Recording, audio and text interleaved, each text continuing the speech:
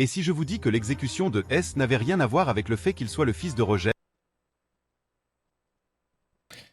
C'était quand même un pirate reconnu, donc oui, il n'y a pas que le fait qu'il soit le fils de Roger, de Roger ou de Roger, mais ça a beaucoup joué, hein.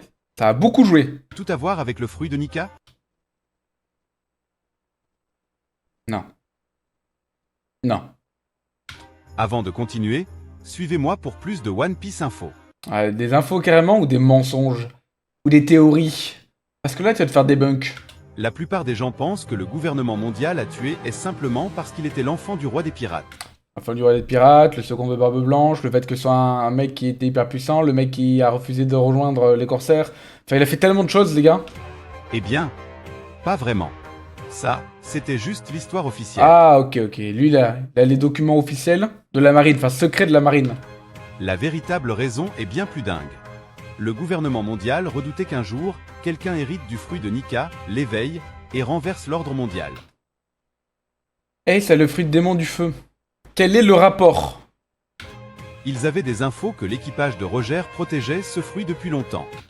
Admettons, c'est faux, mais admettons. Quand Roger a choisi de mourir, le gouvernement a appris qu'il avait demandé à un membre de son équipage de donner le fruit de Nika à son fils. Encore une fois, on sait pas, hein, mais admettons.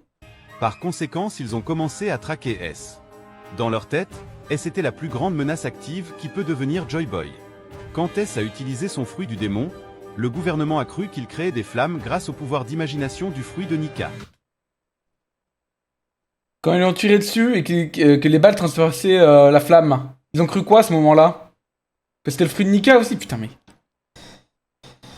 Lisez One Piece, je vous demande juste de lire le manga.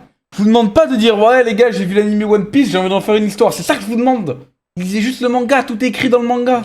Comme Luffy qui rend son corps en caoutchouc. Ça n'a rien à voir, ça n'a rien à voir. Ils n'avaient pas compris qu'S avait en fait le Mera Mera no Mi. Putain, ils sont trop cons. Ah, ils sont trop bêtes. Trop bêtes.